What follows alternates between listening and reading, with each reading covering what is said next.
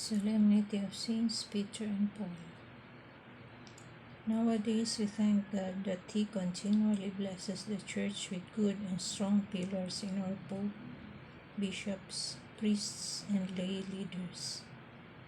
They, like Peter and Paul, are also human with their own strengths and weaknesses, but by God's grace are helped to overcome their weaknesses and endowed with wisdom and pastoral care over those entrusted to their care. In civil society, too, we choose pillars upon whom we can depend for the promotion of the common good.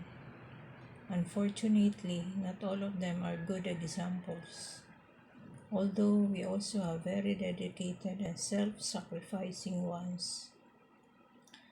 That is why it is very important to scrutinize well who we will put into office and not just vote because of money.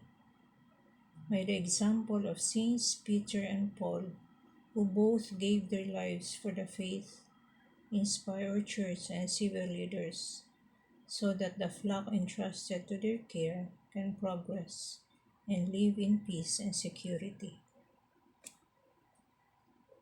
Please like and subscribe.